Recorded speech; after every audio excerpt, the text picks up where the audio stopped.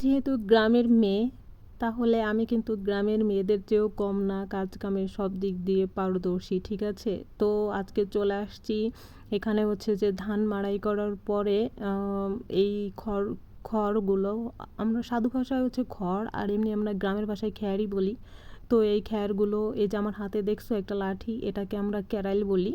আমাদের গোপালগঞ্জের এদিকেই মানে ক্যারাইল বলা হয়। তো ক্যারাইল দিয়ে হচ্ছে যে খড়গুলা যেহেতু শুকাই গেছে, পালা দেওয়া হবে।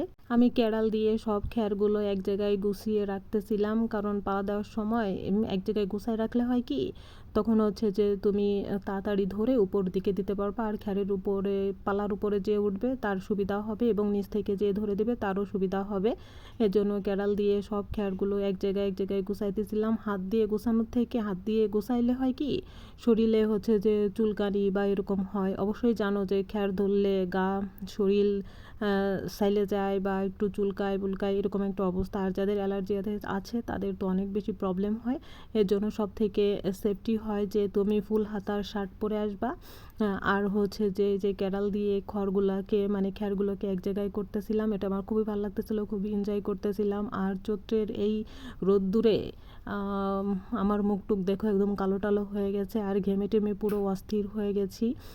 তারপরে হচ্ছে যে কাজ যেহেতু করা লাগবে অবশ্যই, কারণ হচ্ছে যে কাজ করলে ওদের একটু সাহায্য হবে।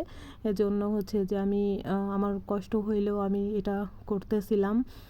তারপরেও ভালো করে করতেছিলাম, কারণ একটু একটু যদি আবার থাইকে যায় পরে বলবে যে এই সময়ে খ্যার গুছাইছে, কিন্তু সময়ে ঠিকঠাকভাবে খ্যার গুছাই নাই, আমার বদনাম হবে। বুঝতে পারছো, আমি কখনোই চাই না যে আমার কাজে বদনাম হোক। আমি যে কোনো কাজ করলে সেটা অনেক যত্ন সহকারে কাজটা করে থাকি, যাতে পরবর্তীতে যে দেখে বা বলবে, অবশ্যই বলা লাগবে যে না, এই কাজটা সুমায়া করছে, পরিষ্কার পরিচ্ছন্ন এবং সুন্দরভাবে অনেক যত্ন নিয়ে কাজটা করেছে। বুঝতে পেরেছো?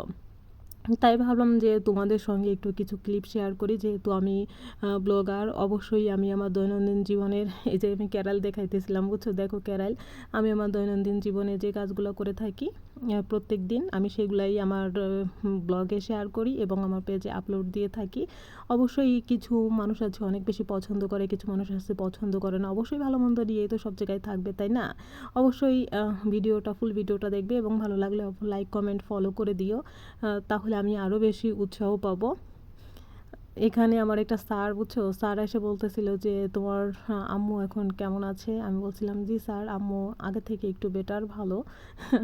বলতেছে যে হাই রে সময়, তুমি তো গেমে টেমে কেমন হয়ে গেছো, অস্থির, একটা ছাতা নিয়ে নাও। ছাতা না, ওই যে একটা ইয়া টাইপের আছে, ওটাকে কি বলে আমি জানি না, বাঁশ দিয়ে বানায়, মাথার উপরে দেয়, কৃষকরা দেয় দেখবা, ওটার নাম কি, যদি কেউ জেনে থাকো একটু কমেন্টে জানায়ও তো, আমার এই মুহূর্তে নামটা মনে নাই।